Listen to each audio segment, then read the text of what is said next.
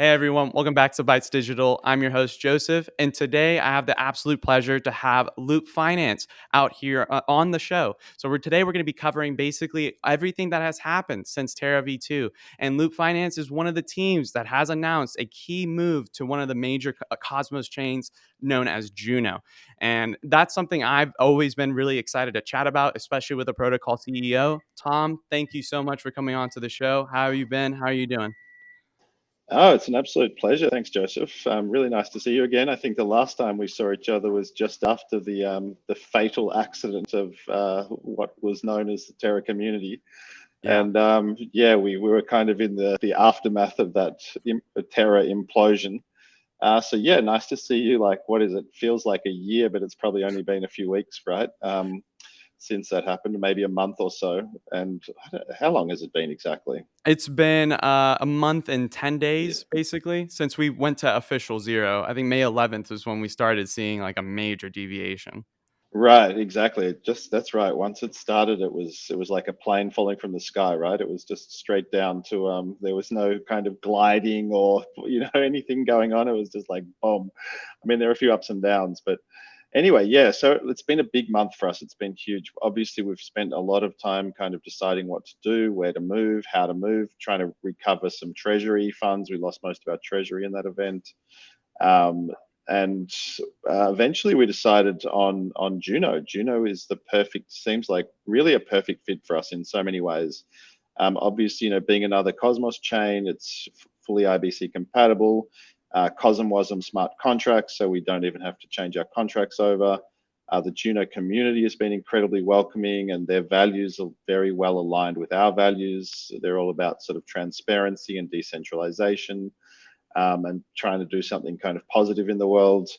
And then, on top of all that, on top of also being like, we've met the founders, we met them in Austin, actually. That was really nice.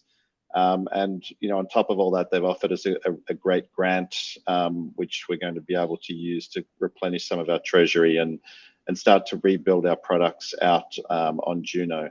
So yeah, really excited about that. We couldn't be happier, and in some ways, actually, I think we're probably going to be better off on Juno, and because being on Juno now is like we're going to be part of the kind of Cosmos community, right? Before being on Terra, because it wasn't fully IBC compatible, was a little bit like being in a walled garden.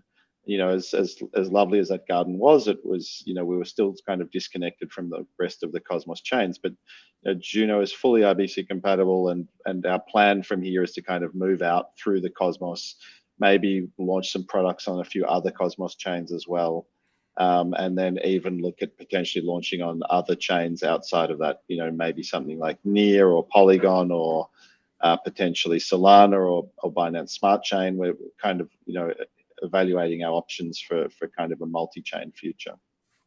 That's actually really exciting to hear. I've actually kind of now that since the Terra crash and since that like that entire event, I've started really kind of digging deeper into the essentially the ideology that the community really had behind the Terra chain, and I didn't really realize in the moment when things were going on and when I was partaking much of the community content, I didn't realize we kind of created this hive mind that was almost like an elitist ecosystem perception, and it wasn't very in line with what the Cosmos is truly trying to build. So I've started researching much more on like the vision of IBC, what's going on there. And so like I wanted to dig a little bit deeper on that. Like since the Terra crash, since we've had like all this time to really like analyze what was happening and what really went wrong with the Terra ecosystem, how does that whole event change your guys' approach and thoughts on like rebuilding?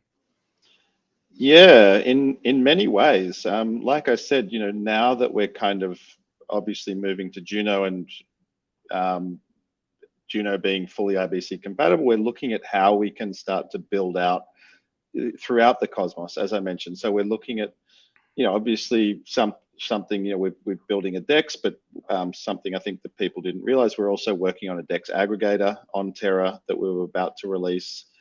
So now we're looking at how we can potentially build a cross-chain DEX aggregator, which can aggregate from multiple pools across multiple Cosmos chains, such as Osmosis, for example. Obviously, Mhm. an obvious first step, because as we see it, as sort of Cosmos tech evolves and as more and more chains and products kind of join Cosmos, there'll be more and more need for cross communication between the chains. I mean, at the moment, sort of the whole IBC mechanism is still a little bit clunky. If Yeah. you try to use it in the Kepler wallet, it's not a very nice experience at all. You have to even like go put in the correct channel for each chain, and it's not that user friendly. But as sort of things evolve, and we're even working on this ourselves, we think bridges are going to become easier to use. It's going to be easier to transfer assets from any chain to any other chain, and obviously part of that will be the need to create or to be able to do swaps across chains, or using pools that are on other chains and then returning the asset to the originating chain. So yeah, we're really looking forward to kind of building out that type of tech, which allows sort of interrelationships between the different Cosmos chains, and just makes it easier in general for people to be able to access products or liquidity pools on other chains from the chain that they happen to be on at the time. Yeah. So that kind of thinking, I think, is going to be really key for protocols moving forward. And I've always wondered, from a technical perspective, what because that's what something that I always wondered about, this building in your own chain fashion, where osmosis is kind of accomplishing this value prop of, we're going to build out our own chain that accomplishes all the services and the suite of services that a centralized exchange would offer to a user. You would have the on fiat, on and off ramps for fiat purchases, and then you would have like options trading, margin trades, and all that goodness that a centralized exchange kind of offers. What technical barriers is there really, from a team perspective, to create your own chain, to kind of pursue this whole interchain vision? Is there a difficulty there and a barrier between software developers, or just other technical problems that come across there? I wouldn't really call it a barrier. I think it's getting easier and easier to launch a Cosmos SDK chain. In fact, with interchain accounts, and now with shared security with the Cosmos Hub, you don't even need your own validator set. You can just actually use the existing Cosmos validator set for that to spin up your own chain. And so from a development perspective, it's actually not that difficult. I guess the question is whether, in our case, it actually warrants us, running our own chain or not. At the moment, I guess how we see it is that we're going to place our products on existing chains. So we're Hmm. obviously starting with Juno. We might put a product on the Osmosis chain, like our DeFi NFT marketplace is something we're potentially looking at putting there as well. We might put something on Secret. So at the moment, we're sort of seeing our products as being able to add value to the different chains which we launch them on. So obviously every chain needs a DEX, or not every chain, but lots of chains need a DEX. Lots of chains want an NFT marketplace, and Hmm. they're our two core products. Maybe in the future we'd look at potentially having our own loop chain and putting all of our products on there, but still having these outposts on other chains. I mean, if we're talking about kind of technical limitations, at the moment, IBC transfers are not the fastest Yeah. transactions, right? Like I think it's probably 6 to 10 seconds maybe each direction. So if you're performing a swap, that's probably at least 20 seconds. Say if I have to send the token across to a chain, like say I'm on Juno and I want to send it across to Osmosis, perform the swap on Osmosis, and then send the token back to Juno again, it's probably maybe 20 to 30 seconds for that whole process. Whereas, if I perform a swap directly on a single chain, it could be, under 5 seconds. So, from a kind of, user experience perspective, it's obviously better to be able to perform that swap on a chain, which is why we're looking at putting our DEX on a range of different chains rather than just creating kind of a central core like Osmosis. But then I think a product like Osmosis, where it really comes to the forefront, is that it can have a lot of liquidity, right? It's not Yeah. it's not splitting liquidity across multiple chains. It's holding all the liquidity on a single. And so I guess how we see our product interacting with Osmosis is that when required, we'll tap into Osmosis's liquidity. So if there's enough liquidity in a pool on the chain that you're on, it'll use that for the swap. But then, as soon as the price impact goes over a certain amount, let's say 0.5% or 1%, it'll actually use osmosis pools. It'll take that extra time for the transaction, but the user will end up getting a much better price due to the liquidity. So I guess that's how we kind of see the future relationship between these smaller dexes on each chain, and then a large kind of protocol like osmosis, where you can have a large concentration of liquidity. Mhm. Well, you can feel free to answer this question or not. This is coming out of nowhere, but I wanted to ask you about kind of the thoughts on the DXDY move, or the DYDX move, where they're moving to create their own chain on Cosmos, and they are going to be almost a key competitor for what Osmosis is trying to do.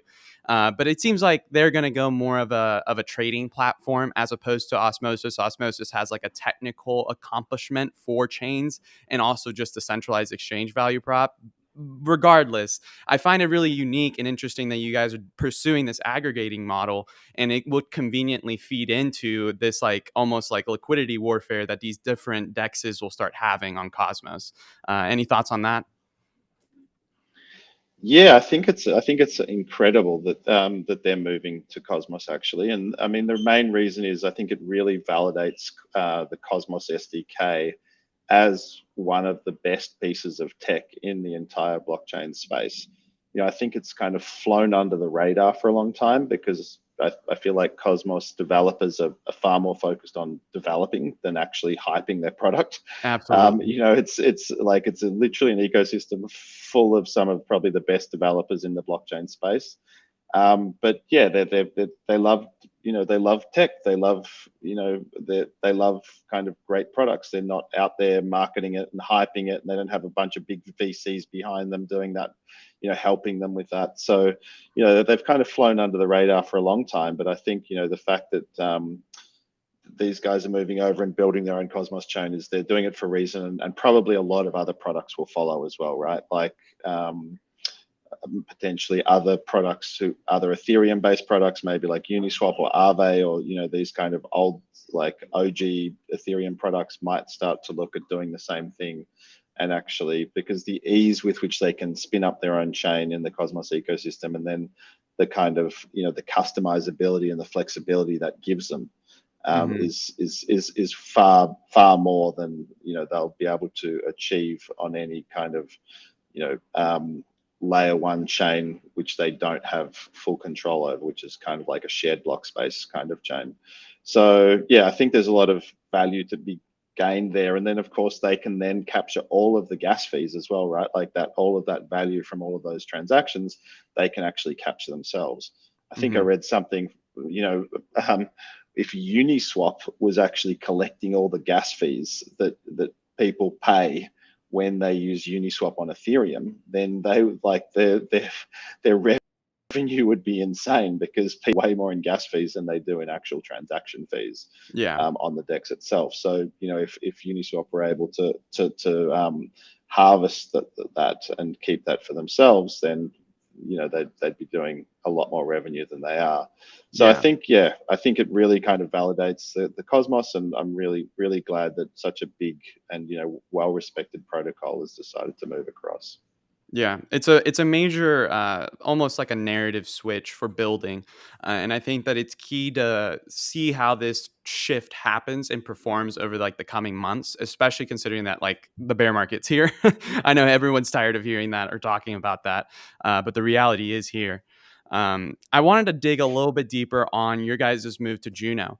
I know a lot of people are excited about this, are looking forward to it. You guys did release this planning for the Cosmos. It was released June 5th, so it has been a little bit since the release of this. But wanted to give a quick little question about your guys' snapshot. What are your general sentiments, and what are your goals and aims with it? We'll get it up on the screen for viewers to see while you just basically fill us in on what's going on. Yeah, of course. So we're going to be doing multiple snapshots. We're going to be doing, or we've already done a pre-DPEG snapshot and a post-DPEG snapshot. And what we'll be doing is we'll be kind of creating, I guess, a merged version of that, which takes into account everyone's loop positions, whether they had the loop in a staking contract, whether they had it in a liquidity position, whether they had liquid loop in their wallet, whether it was in something like Pylon or Terra, one of the investor contracts there. So all of these will be taken into account. We'll probably be heavily weighting the distribution towards the pre-depeg snapshot. So obviously rewarding everyone who was, a loyal community member up until that moment. Probably, maybe like a 90% weight for that snapshot, and then maybe just a 10% weight for the post-depeg snapshot, because we realized that, people did start accumulating loop even after the depeg. So obviously we can't exclude those people entirely. But obviously they also purchased it at a much lower rate because UST was so much cheaper by then, and the price of loop itself had already gone down.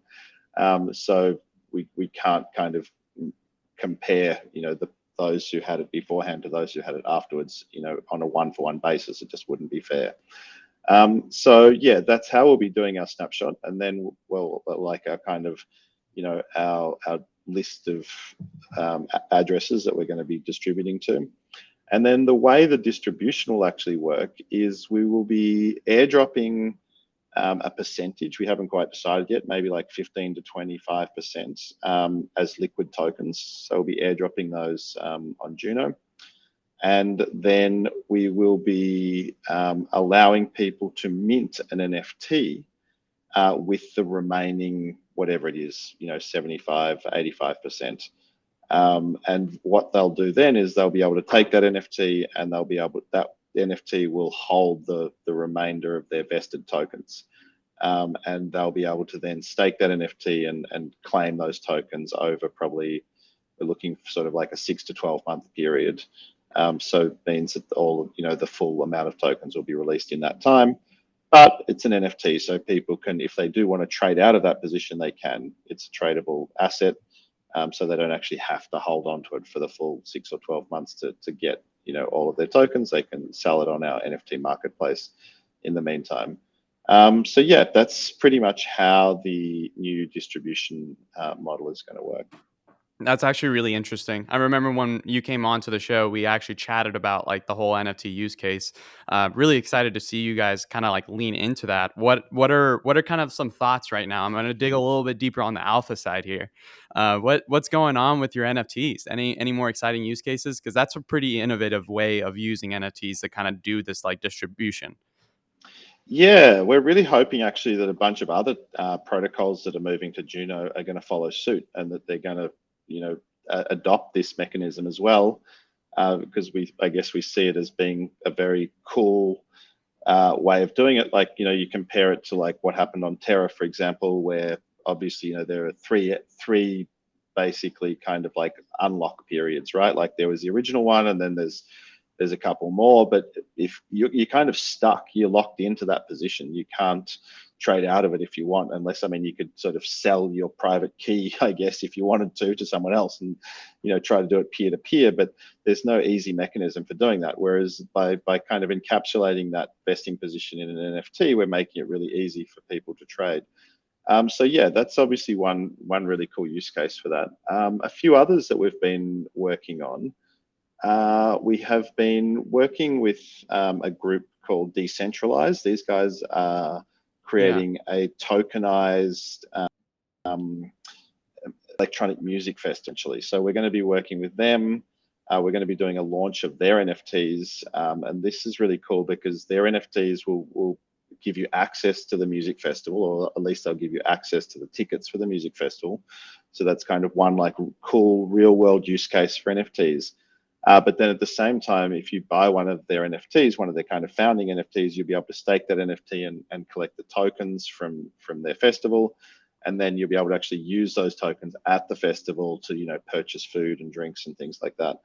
So we're really excited about that use case, because obviously that's a kind of very real world use case that, hopefully will help to onboard tens of thousands, if not hundreds of thousands or millions of users into crypto. And we're actually going to be doing the same thing at Cosmoverse in September in Medellin. There's the Cosmoverse conference there. We're going to be having a party there, and it'll be the same. Like the ticket for the party will be an NFT. you'd be able to stake the NFT and collect some like drinks tokens or something like that, and then you'd be able to use those drinks tokens to buy you drinks at the party. So we're kind of looking at these real world use cases for NFTs and tokens, I guess, because I guess we feel until now, crypto has been kind of like preaching to the converted. Like we've been selling to just within this kind of crypto community, right? Trying to get users from within the community. Whereas like very few protocols are really started, or very few projects are really starting to look outside and go, okay, how can we really start to onboard, complete normies into this space who don't necessarily, they're not even necessarily interested in crypto, right? They just want to use it to actually go and do the things they enjoy doing, like going to a festival or going to a party, or paying for their food and drinks, or whatever it is that the normal things they do in life.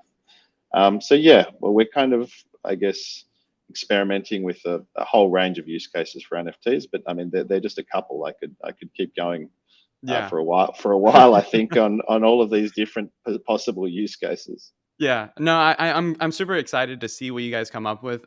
Thank you so much for giving me the alpha on the music festival, and also the Cosmos party that's going to be happening in Medellin. Hopefully we can we'll hopefully make a trip out there to see you guys, and actually try to use those NFTs ourselves. But yeah, I guess one of my last remaining questions is, why Juno? Why did Juno seem the first attractive place to kind of go build? And why are you calling this kind of like the home base since Terra for now, until you guys do start developing other chains? I think mainly the reasons that I kind of mentioned earlier, like just the alignment of values with the Juno community. That was a really big one for us. They're very kind of focused, like I said, on positive impact. Loop's Hmm. always been focused on positive impact. Very decentralized. I mean, only I think 2.5% of the tokens or something went to the founding team. The rest, a lot got airdropped, and then a lot are available for kind of like community grants and funding. So it's really kind of like a chain by the community for the community. As opposed to kind of like a VC heavy, top heavy VC kind of chain, or a top heavy founders chain where the founders take 30 or 40% of the tokens. Hmm. So I mean that's definitely one of the reasons, and then of course just the ease with which we can port our smart contracts over. That's huge, because we spent a lot of time and a lot of money on development and auditing of those contracts, and if we had to do that all over again, that would be a massive task to migrate to a completely new chain, which required rewrite of our contracts. And the third one, as I mentioned, the grant. The fact that the Juno Foundation gave us a great, an amazing grant, which really helped to secure our runway for at least sort of the next 6 to 12 months.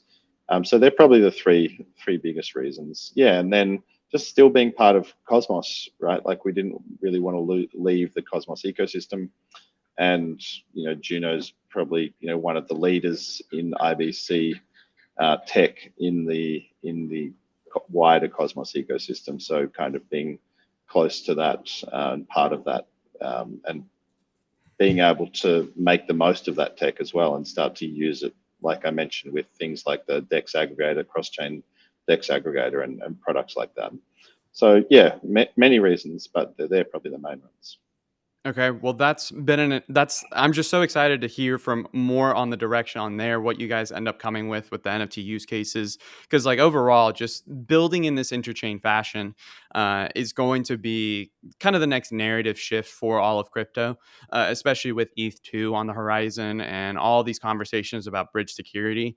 And just recently, at the time of recording, we've been hearing about the news of like the Harmony Bridge issue, and even Convicts just had some issues as well, but I don't think that was bridge related. But there's just a lot of exploits and a lot of compromises, and there's like a maturation period here for the tech and for like DeFi abroad, like the greater DeFi economy. Yeah. So looking ahead, is there anything else you want to share for you guys as users, or you're pretty much good?